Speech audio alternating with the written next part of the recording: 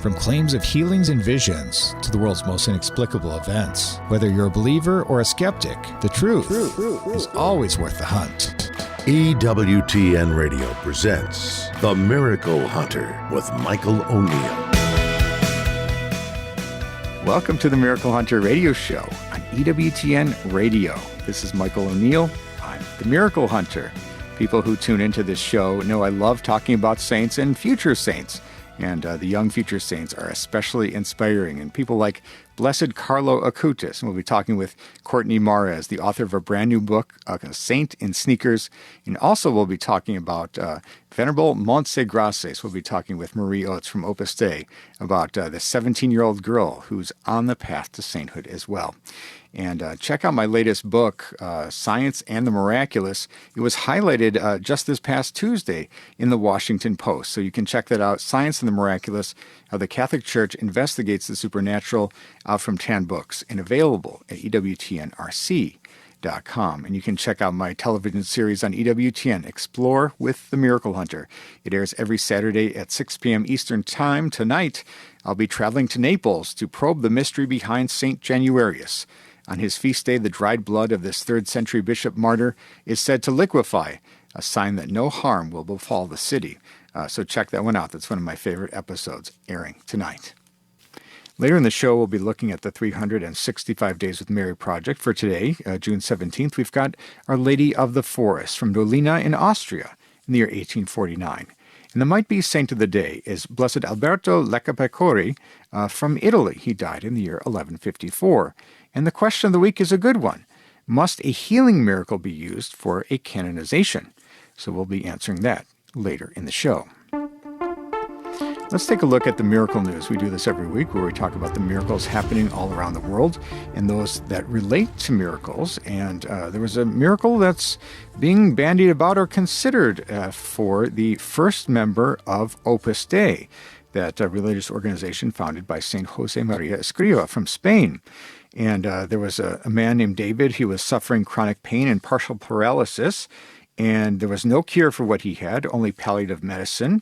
But he actually did a novena, and when the doctor saw him, he had walked into the doctor's office on his own power with his own 2 feet, and he and his wife were in the office, and the doctor didn't even remember him. And they asked him how he could be so healthy. And the doctor examined him and said, "You are indeed cured." And when they filled out the medical paperwork, they had to write prayer was the reason for this cure. And the prescription was keep on praying those novenas. And so his name was David Rodriguez Nieto. He's from Velacas, and it's near Madrid. And they were praying through the intercession of this future Saint Venerable, whose cause is up for canonization, and it's a miracle that David is submitting to Rome, or he's working with the vice postulator to submit to Rome, because it's absolutely amazing. And there was no medical treatment that related to the cure, and at the end of 9 days, he was absolutely cured. It was what we might call an instantaneous cure. So truly a miracle. Venerable Isidoro Sorsano is the name of that first lay member of Opus Dei, and perhaps this miracle will lead to his beatification. So find out more. I posted that article on my Facebook page of The Miracle Hunter. You can find out more about this healing and perhaps the process of what will be happening next. Let's take a look at Catholic Pub Trivia. We do this every week where we ask a trivia question and give out a prize to an emailer that gets the right answer. And people who know me know I love trivia.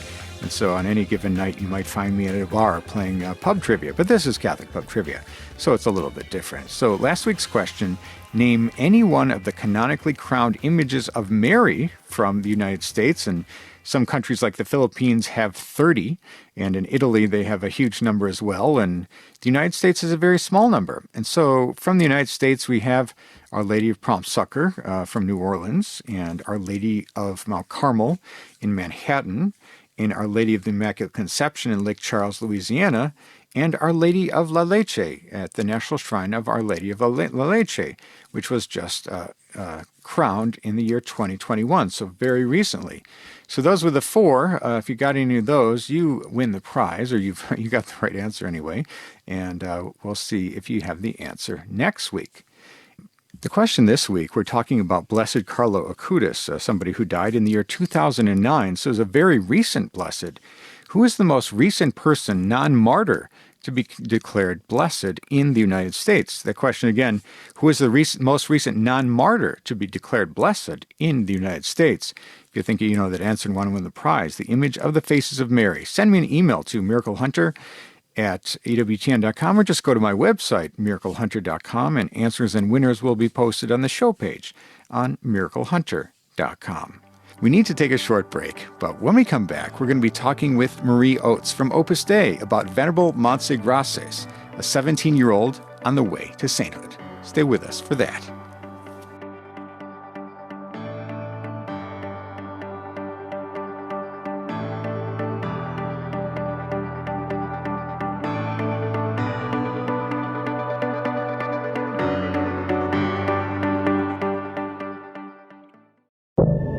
Now, back to the Miracle Hunter on EWTN. Here's Michael O'Neill. Welcome back. You're listening to the Miracle Hunter radio show on EWTN Radio. This is Michael O'Neill. I'm the Miracle Hunter. I love talking about saints and future saints on this show, and young future saints are especially exciting to talk about because it can inspire young people to look towards Christ. And, of course, in this episode, we're also talking about Blessed Carlo Acutis, who's caught a lot of attention because he was a young saint dying from leukemia, and he's now a blessed and on his way to sainthood with some miracles under consideration. And people who are familiar with my show, They Might Be Saints, which airs on Fridays on EWTN, also know of another young future saint who we talked about in a previous episode, and that was Venerable Montse Grases from Spain. She's a member of Opus Dei, and she's on the path to sainthood as a venerable. With one miracle, she becomes a blessed, a second, and she becomes a saint, so she's well on her way. Well, we're so excited today to talk with Marie Oates from the Opus Dei Office of Communications to talk to us about this up-and-coming future saint, Montse Grases. Welcome back to the show, Marie. Thank you, Michael. It's a pleasure to be with you. Thank you so much, and I get excited to talk about these future saints, especially the young ones, because people can find inspiration in them, and I think it's such a great thing. And Montse's story is a good one. It's one that for all of us who suffer from different medical conditions or whatever the suffering is in our life, she is such a great model for us. And so before we get into sort of the end of her life, let's start from the beginning. Who was she? Who was Montse Grases? So Montse Grases was actually born Maria Montserrat Grases Garcia, and she was known as Montse. She was born in Barcelona in the Catalonia region of Spain on July 10th, 1941. She was the second of 9 children born to Manuel Grases and Manolito Garcia. So that's kind of her story. She was a normal kid. She had normal issues. Would get ticked off at her siblings, just normal. She wasn't born with a halo, right? She was just a normal kid, and I think that's pretty inspiring. And she liked to do the things that average kids like to do, the things that she was involved in. Tell us about her day to day, what she spent her time on. Well, she was not a bad student, but not like a great student. But she was athletic. She liked to play. She liked to, play basketball with her friends and hike and do things that kids like to do. She was very spontaneous, open, fun-loving, had a lot of friends, very gregarious, responsible kid at the same time as one of the older children. As she got older, she did mature, and she was more responsible for her younger siblings. But really a very normal kid, with the things that people do, normal, nothing out of the ordinary. And of course, sainthood, saintliness is for all of us. We're all called to be holy. And so she's such a great example of somebody who lived an ordinary life, you might say, who found holiness, achieved it with heroic virtue, as she was declared venerable after her death. What were the circumstances, would you say, under which her virtue was formed or best shown? Well, her parents were both devout Catholics. They actually were both members of Opus Dei, which married members are known as supernumeraries.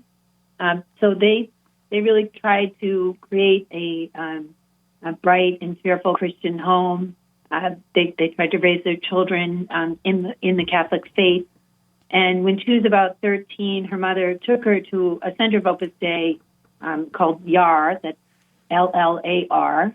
The double L in Spanish sounds like a Y. And that's a women's center of Opus Dei, and it offered, it was like what's called a clubhouse, sort of after-school activities and programming, so cooking. They would also offer classes in French and English and piano. And she was 13 when she first went, which was kind of young. Usually those clubs are for high school kids. But she went, and she loved it. And they would go hiking. She developed a lot of camaraderie with the girls there. So amidst all these activities, they're also trying to teach young women virtue, Christian virtue, teach them more about the faith so that they actually have an intellectual grasp of the truths of faith and just to, grow closer to God. I mean, that's really the idea behind the activities of Opus Dei, is to help young people in these programs to be souls of prayer, that they learn to have a personal relationship with Jesus Christ.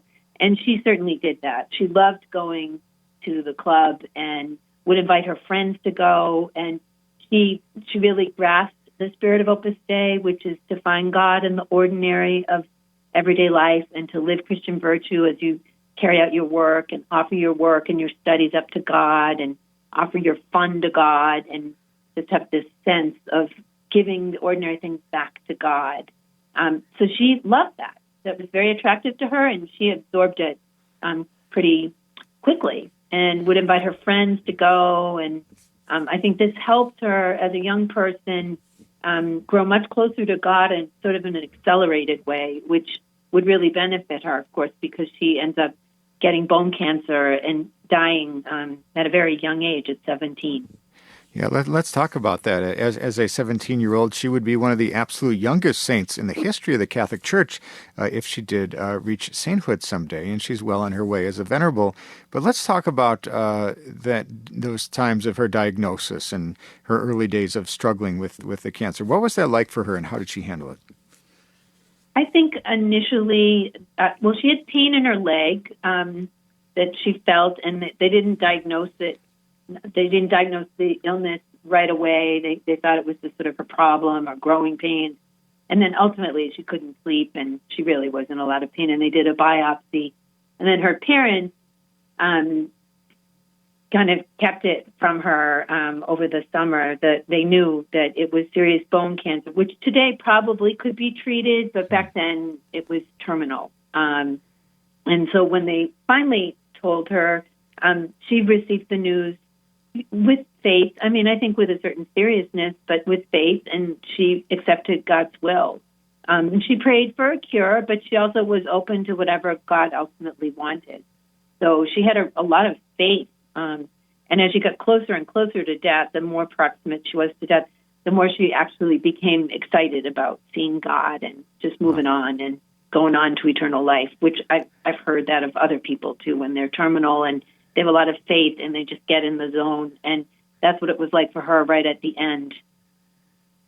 Amazing. We're talking today with Marie Oates from the Opus Dei Office of Communications about Montse Grases, a venerable who's well on her way to sainthood and died at the age of 17.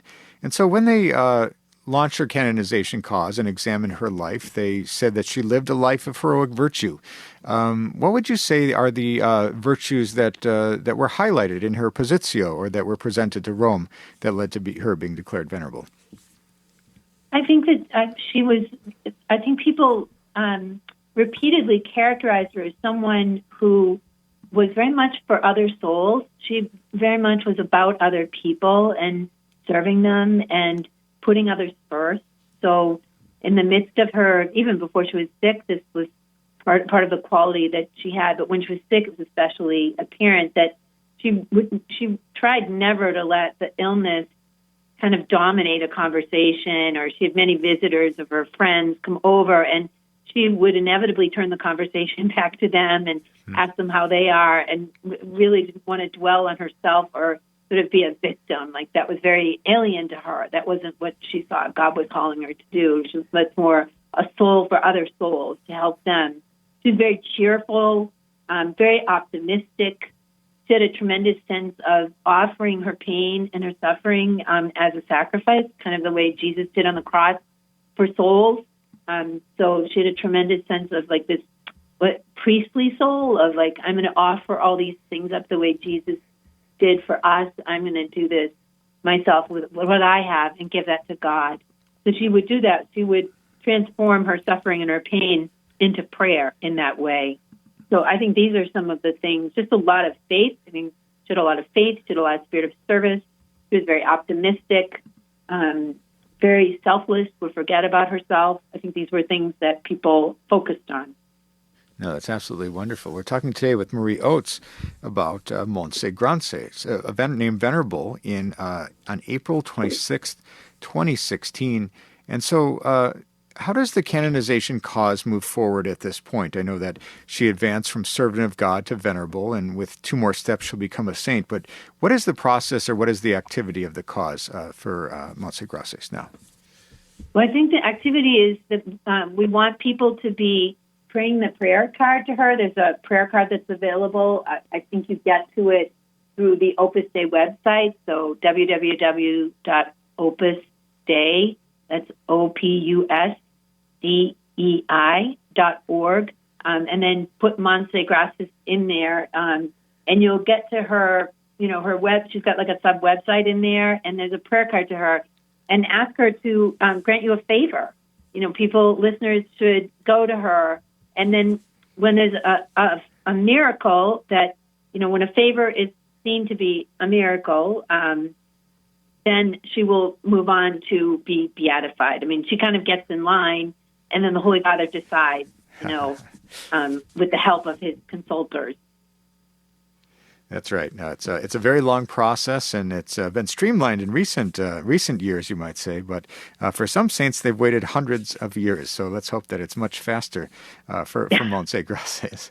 But I hope so too, and I hope your listeners take advantage and ask her for things, because that's what we really need, is people to go to her intercession, to ask God to let her, do some favors so that she can take the next step. That would be really fabulous.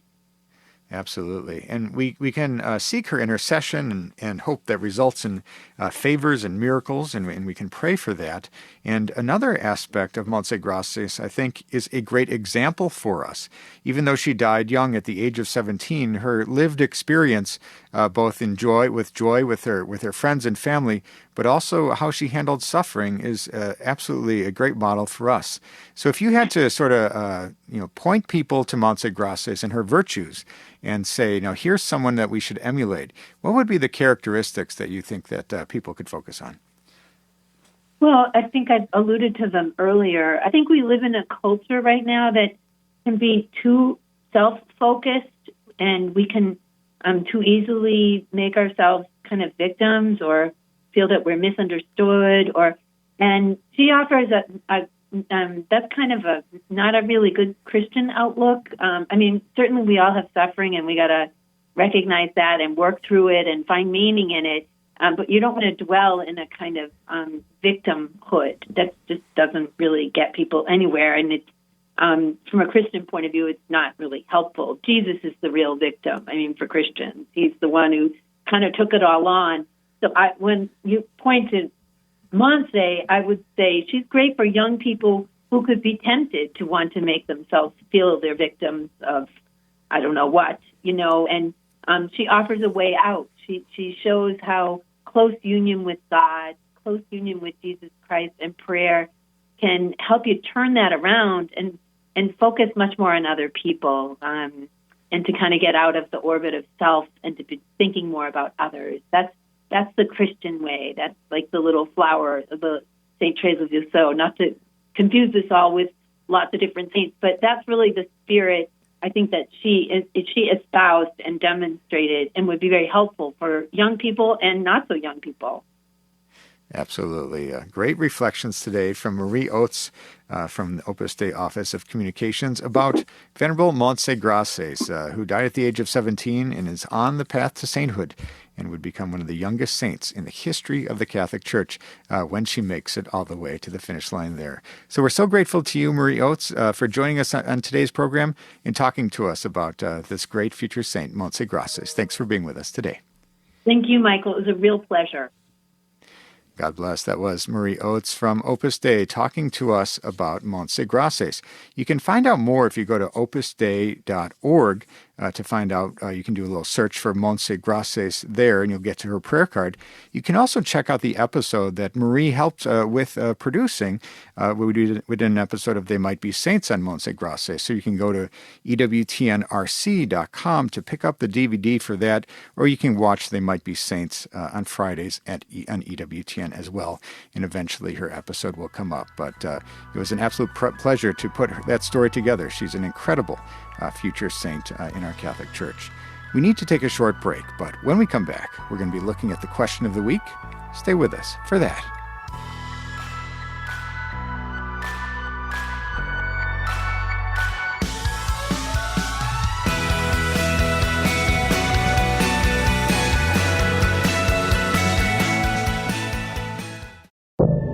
Now, back to the Miracle Hunter on EWTN. Here's Michael O'Neill. Welcome back. You're listening to the Miracle Hunter radio show on EWTN Radio. This is Michael O'Neill. I'm the Miracle Hunter. People write in from around the world with questions about miracles happening in today's world and those that have happened centuries ago.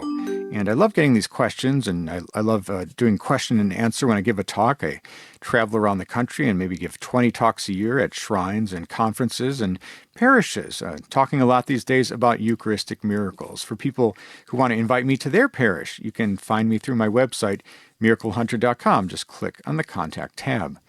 And so we get a lot of questions about sainthood causes coming into the Miracle Hunter inbox. And one of those questions that we got recently is a good one. The question is, must a healing miracle be used for canonization? So that's another way of saying that. Are there any other types of miracles that can ever be used for canonization, or are they always healings? Well, it turns out that 99.9% of all miracles that are being considered and approved by Rome in the Congregation for the Causes of Saints, or the Dicastery for the Causes of Saints as it's known now, they're almost all medical miracles. Why is that? It's because there are x-rays and MRIs and medical tests that sort of establish the condition, the disease, the illness, the state that the person is in. It's well established, and that's what all the doctors look at when they prescribe treatment or they try to help that patient. And then after this miracle is going to happen, they can also run them through the same MRI and X-ray and medical tests that show that the disease or condition is gone. So there's a one-to-one comparison between the two. It isn't the person felt better, but we don't have any proof of what they had originally. No, the medical tests show proof positive that something very different is there. And so that's why medical healings are used. And, of course, people pray in a big way when they've got a serious medical condition. That's a cause to turn to a saint for a special healing. But have there been other cases of non-medical miracles that have been used in canonizations? And so we have cases like Blessed Juan Macias in Colombia. There's this food multiplication miracle where at a homeless shelter there was the chef showed up one day to cook for the homeless shelter with hundreds of people there, and they didn't have enough food. They were out of the rice and they were out of the meat. And so he prayed to Juan Macias, and as he did so, the rice kept multiplying and the meat kept multiplying, and they had enough food to feed the entire community room there. So that was a non-medical miracle. And then we also talk about Blessed Irene Stephani. There's a miracle that happened, I believe, in Africa, where there was some people who were huddled in a church. They were escaping the warring tribe that was after them, and they didn't have any food or water, but they did have the holy water font there, and they drank from that font until they could escape safely. And it kept refilling and refilling and refilling, and it served all those people there. And it wasn't being brought in from an outside source. It was just the little bit of water that was in the holy water tray that kept refilling. And that was for Blessed Irene Stephani. And that is another non-medical healing miracle. But I don't know many more than that. There have been very few and far between that aren't medical miracles. So thank you so much for your question about healing miracles for canonization. And if you have a question for the Miracle Hunter, you can send me an email to miraclehunter@EWTN.com, or just go to my website, miraclehunter.com. You can send me a message that way. Maybe we'll be answering your question on the air next week. Let's take a look at the 365 Days with Mary project. We do this every week, where we talk about the Marian devotion of the day as it lines exactly up to the day's date. And we talk about Our Lady of Fatima, May 13th, or Lourdes, February 11th, or Guadalupe, December 12th. But for each and every day of the calendar year, there's a different title of Mary, probably a lesser-known one than those big three, but there's a different one for each and every day of the calendar year that lines up to a feast day or the building of a basilica or a famous miracle. So Mary has appeared and been in our hearts for every day of the calendar year. So for this week, we've got Our Lady of the Forest from Dolina in Austria in the year 1849. And the story goes that the Blessed Virgin Mary appeared as the Immaculate Conception on June 17th, 18th, and 19th to 3 shepherdesses to prepare the public proclamation of the dogma in 1854, that dogma of the Immaculate Conception, of course. This began an influx of pilgrims into the woods to the place where she had appeared. A wooden chapel was built, and a painting created from the testimony of these children. And a local artist painted a picture called Madonna del Bosco, Our Lady of the Forest, inspired by the descriptions of the 3 shepherdesses. And this painting was a picture of grace that inspired the faith and devotion of many. And so that is Our Lady of the Forest, Madonna del Bosco, from Dolina in Austria in the year 1849.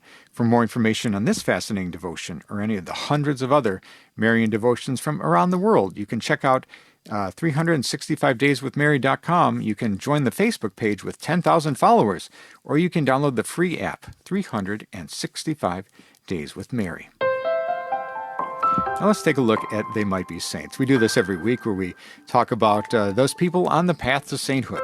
We talk about servants of God, venerable, blessed, before they've got all their miracles and they're declared saints by Rome. And so we always like to keep you up to date on what new saints are coming down the pike, and we give you the sainthood news. And so last month, the Holy Father, Pope Francis, in audience with His Eminence, Cardinal Marcello Semeraro, the head of the Dicastery for the Causes of Saints, they had an audience, and the Pope authorized this Dicastery to promulgate a decree regarding the heroic virtue of the servant of God, Edda Rhoda, born Edda Maria Caterina. She's a professed nun of the Institute of the Capuchin Sisters of Mother Rubato, and she was born on October 30th, 1940 in Leno in Italy, and she died on June 16th in Bergamo, also in Italy. And according to the Dicastery for the Causes of Saints, she was a professed nun of the Institute of the Capuchin Sisters. She was faithful to the rules of her congregation. She abandoned herself to God's will, and she transfigured her suffering into an offering of love, and just her illness for a path of purification to unite herself more with the Lord. And so that was Edda Rhoda, who was just declared venerable. With one miracle, she will be declared blessed. A second miracle, she will become Saint Edda. Let's take a look at They Might Be Saints, the Might Be Saint of the Day. Every day on the calendar year, there's a different servant of God, venerable, blessed, who has a feast day or a death anniversary on each and every day of the year. So we've got Blessed Alberto Lecce Pecore from Italy, his feast day on June 17th today. Now, he was born to a wealthy Corsican noble family, and Alberto became a career soldier. And the shock of seeing his brother die in combat caused him to reevaluate his life. and he found his call to religion. He left the military to become a penitent layman at a monastery of San Vito, and then a wandering monk preaching in Italy and France. And at one point in his wanderings, he met Ranieri Scaccarsi, and after an evening of talking to him about life and faith, it set Ranieri on the road to sainthood. And so he died of natural causes in the year 1154, and he in Paris, in France. And with one more miracle, Blessed Alberto Lecce he will be named a saint. And for those people who are interested more in They Might Be Saints, you can pick up the book, They Might Be Saints, available from EWTN Publishing. You can go to EWTN.rc.com for that, or you can go to EWTN Television and watch on Fridays, They Might Be Saints. This week, the episode on Father Augustus Tolton will be airing. We need to take a short break, but when we come back, we're going to be talking with Courtney Mares about her new book, A Saint in Sneakers, about Blessed Carlo Acutis. Stay with us for that.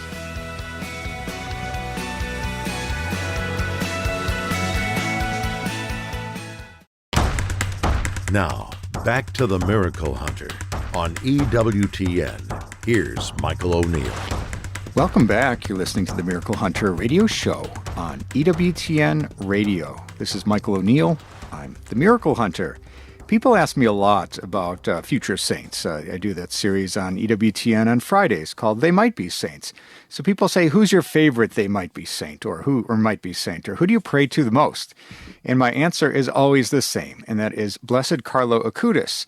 And you probably know that name. He's so popular in the Catholic blogosphere and otherwise. Articles all around the world reference the young man who died from leukemia and had such a great propensity for working with technology, especially in things like miracles, Eucharistic miracles and Marian apparitions. And I kind of consider him the patron saint of miraclehunter.com, because when my site crashes or I need help, he's the future saint anyway that I pray to.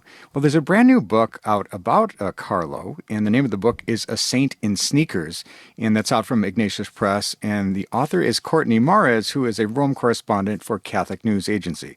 We're so excited to welcome to the show today, Courtney Mares. Thank you, Michael. It's great to be here with you. Yeah, it's great to chat, and truly, Carlo Acutis is one of my all-time favorite modern saints, and he's a great intercessor for me, so I was excited to see your book, and I think that your title hits the nail on the head exactly, A Saint in Sneakers. Maybe he's someone for the average amongst us, for the common folk. He's just, for the young, he's a saint who appeals to everyone. So, when we talk about Carlo Acutis, we also talk about somebody who's extremely popular. I think that people see the need for evangelization of the young even, and for models of holiness to be presented to the young. So many books have been written now about him, and yours joins the fray. So the question for you out of the gate is, why did you write this book, and how is it different than some of the others that are out there? I remember first hearing about Carlo's story about 5 years ago, and just being fascinated, like you said, about the fact that there was a computer coding teenager born in the 1990s on the path to sainthood. And with technology changing at such a rapid pace today, I think that Christians are still grappling with the idea of how best to live out our faith in a world filled with smartphones and laptops and social media. And Carlo's life really gives us a concrete example of how heroic virtue and sanctity look in the 21st century. But I think, to be honest, I even surprised myself by taking on this book project, because I have always loved the more, shall we say, dramatic saint stories of heroic martyrdom under extreme persecution, or daring and dangerous missionary journeys to foreign lands, whereas Blessed Carlo is more of what Pope Francis would call a saint next door, or, as in the title of my book says, a saint in sneakers. And I think that this is precisely where Carlo's story challenged me and challenges us, because he lived a life of heroic virtue by living a relatively normal life for a kid in the 1990s and early 2000s.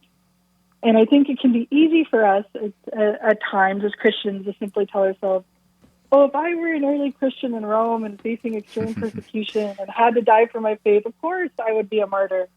But Carlo is someone who died in 2006 and lived in a time not far removed from our own, kind of takes away our excuses or rationalizations for not putting God first in the everyday circumstances of our lives. For example, if we truly believe that Jesus is present in the Eucharist and that this miracle occurs in every Mass, why don't we make more of an effort to pray in front of the tabernacle, to receive the Blessed Sacrament as often as we can, to tell everyone we know about it? And Carlo also challenges us to find ways to use all of the incredible technology that we have at our disposal now, not only for our own entertainment or wasting time with endless scrolling on a cell phone, but to really do something with all the technological resources at our disposal to help build up the kingdom of God. So I think there's just so much that we can learn from Carlo's story at this time. And for me personally, it was a fun project also because I was born only a few months before Carlo. So I had a blast looking back at the culture of the 1990s and early 2000s, especially the early internet culture, which we all know is a little quirky, and how that helped shape the life of future saints. And also being based in Italy as a Vatican journalist, I was also kind of in the right place at the right time. I was here living in Italy and working as a journalist during the pandemic, and I was able to attend Carlo's beatification Mass in Assisi in 2020 at a time when Americans weren't allowed to travel to Italy for tourism. And I also went on to travel to Carlo's hometown in Milan, Italy, where I interviewed some of the people closest to him, including a man who converted from Hinduism to Catholicism thanks to Carlo's witness. Amazing. We're talking today with Courtney Mares, the author of the new book, A Saint in Sneakers, about Blessed Carlo Acutis. And we talk about Carlo being an average kid, but then in so many ways he's not an average kid. And I think that especially when you look at the religious practice of parents, all the data shows that if two parents are practicing, the child is very likely to practice, and especially if the father is practicing, the data really shows that the child may be a practicing Catholic. But in the case of Carlo, we have to ask the question: how did Carlo become so faithful, especially when he kind of converted his own parents, or was a model to his own parents of faith? Well, I'm sure if you were to ask Carlo, he would point to the Eucharist as the source and summit of his own personal sanctity. One of Carlo's most famous phrases is, "The Eucharist is my highway to heaven." And he also said, "People who place themselves before the sun get a tan, while people who place themselves before the Eucharist become saints." But Carlo's parents have attested that their son showed a special love for God at a very young age. And it's remarkable that neither of his parents were practicing the faith when he was born. And Carlo was actually introduced to the Mass and the Rosary and other Catholic devotions by his Polish nanny, who his family had hired when he was very young. And as Carlo entered elementary school, he kept asking so many questions about the Catholic faith to his mother that his mom had to seek out the help of a priest to get catechized herself so that she could answer her son's many questions about the faith, and slowly learning more about the why behind Catholicism, and also seeing the witness of her son who, loved God at such a young age with such purity, drew not only Carlo's mother, but both his parents back to the church, so much so that Carlo's mom has called her son "my little savior." Yeah, it's incredible. A beautiful, beautiful reflection of his mother. I interviewed his mother a few weeks ago, and of course, that's great to hear her behind the scenes, up close and personal with her son. And one question that's always kind of intrigued me is we see Carlo as sort of this young man who stands out amongst the rest, and we call him a normal child. But then you also have to ask the question, when he was at school, amongst his peers, amongst other students, how did he do that anyway? How was he a model of the faith? How did he spread the gospel amongst those kids when we were all kids once, and we all know how tough it is, and it would be especially tough to spread the gospel. How did he go about doing that? Yeah, my book is just filled with testimonies from Carlo's classmates, his friends, and family members about how he brought so many people closer to God.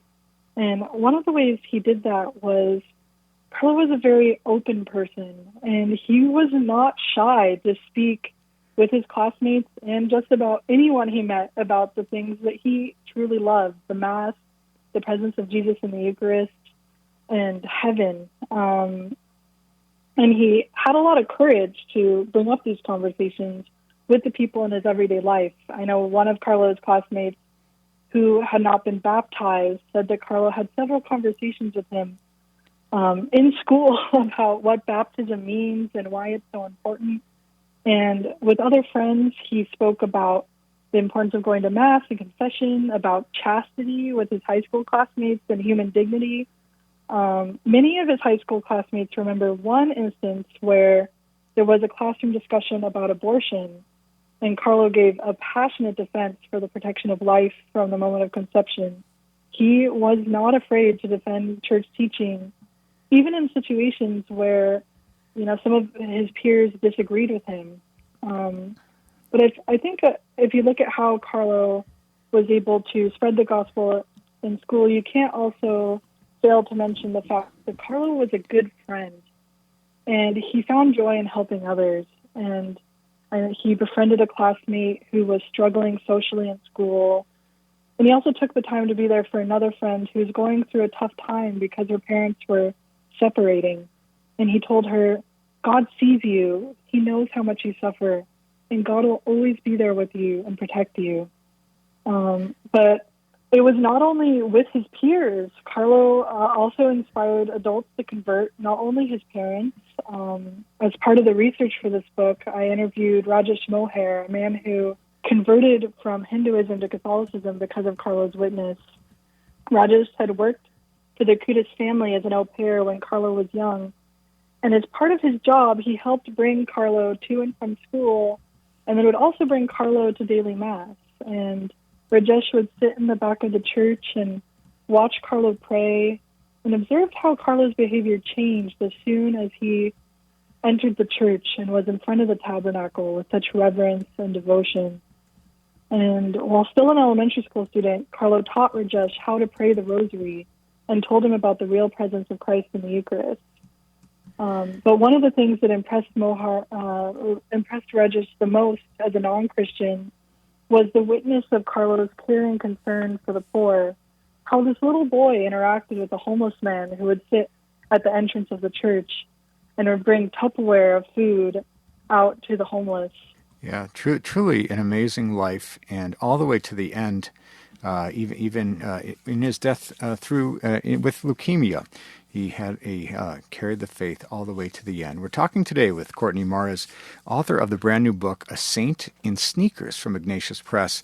We are, of course, talking about Blessed Carlo Acutis today. And one of the aspects of Carlo's life that I'm particularly interested in, and many people around the world have highlighted this, is his interest in technology. And he built some websites about Eucharistic miracles and Marian apparitions and things of this nature. How was he inspired to build these sites and use this technology to spread the gospel? What was his idea of that? Carlo's spiritual director has attested that Carlo was personally convinced that the scientific evidence from Eucharistic miracles would help people to realize the real presence of Jesus in the Eucharist and come back to Mass. And for 2.5 years, Carlo worked with his family to create an exhibition on Eucharistic miracles that premiered during the Church's year of the Eucharist, proclaimed by Pope John Paul II, and has since gone on to be displayed at thousands of parishes across 5 continents. And Carlo used his computer skills and internet savvy to research information about different Eucharistic miracles around the world, He also traveled with his family to several Eucharistic miracle sites in Europe and helped take photos for this exhibition. One of Carlo's favorite Eucharistic miracles was one that took place in the Italian town of Lanciano, where a monk was full of doubts as to whether the consecrated host was actually the body of Christ. And one morning while offering Mass, the host he was holding changed into flesh. And the reason why Carlo was so interested in this particular miracle was because of the scientific analysis that had been done on the transformed host. One study found that a sample from the transformed host was cardiac tissue, and that the blood belonged to the AB group, the same blood type documented on the Shroud of Turin. We see this also with another Eucharistic miracle found in Acutis' exhibition that occurred in Buenos Aires in 1996, at a time when Pope Francis was actually the Archbishop of Buenos Aires at the time. And a scientific study done in New York in 1999 found that a sample of the transformed host was not only heart muscle from the wall of the left ventricle, but that white blood cells were present in large numbers, meaning that this tissue was from a heart that was alive and pumping. And the fact that studies on these Eucharistic miracles have revealed that the Eucharistic host transformed into heart tissue also brings to light a spiritual reality that connects two of the great feasts we are celebrating this month, Corpus Christi and the Sacred Heart of Jesus. And Carlo himself saw this connection. One of the quotes attributed to him is, "The Sacred Heart of Jesus is the Eucharist." And Carlo was really convinced of this and wanted to use all the means at his disposal to try to share this information with others. Yeah, it's truly amazing. His work on Eucharistic miracles, I've seen that exhibit in my own parish and seen it at many parishes as well. People need to find out more about Carlo's work on Eucharistic miracles, and I agree with him. When people learn the science behind these occasions, they'll really be blown away. And as we wrap up the interview today, tell us, what is your hope for people who pick up this new book, A Saint in Sneakers, and where can they go to find out more about you in this book? My hope is that the book will draw them closer to Christ. That was my prayer throughout writing this book, and I think one of the major themes running through the book is technology and how Carlo lived a heroic life in our digital age. So I pray that people will be inspired by Carlo's witness of how he navigated kind of our complex digital age and remain rooted in the sacraments, in prayer. And I just hope that Carlo will be, Carlo was the first millennial to be beatified and by the Catholic Church to be declared blessed, but I hope that he is the first of many.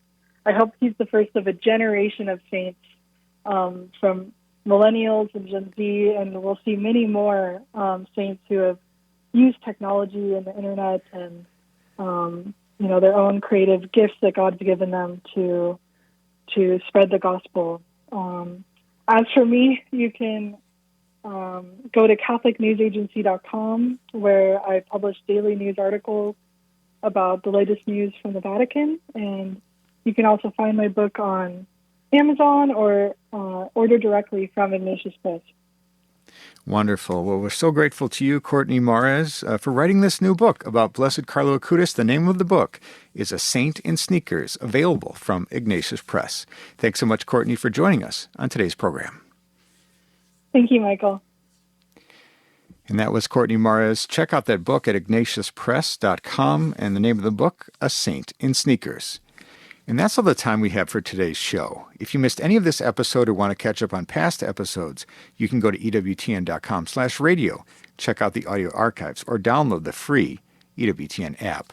I'd like to thank our guest today, Courtney Mares, talking about her new book, Saint in Sneakers, about Blessed Carlo Acutis, and also Marie Oates from Opus Dei talking to us about Montse Grases, a venerable on the path to sainthood as well. Check out my EWTN television series, Explore with the Miracle Hunter, on Saturdays at 6 p.m. Eastern Time. Tonight, I'll be going to Naples to probe the mystery behind St. Januarius. And his feast day, the dried blood of this 3rd century bishop martyr is said to liquefy, a sign that no harm will befall the city. And check out my latest book, Science and the Miraculous, How the Catholic Church Investigates the Supernatural. It was just featured this week in the Washington Post. You can get that through 10 books on EWTNRC.com. And I'd like to thank you for joining me today on Miracle Hunter, where from claims of healings and visions to the world's most inexplicable events, whether you're a believer or a skeptic, the truth is always worth the hunt. Talk to you next week.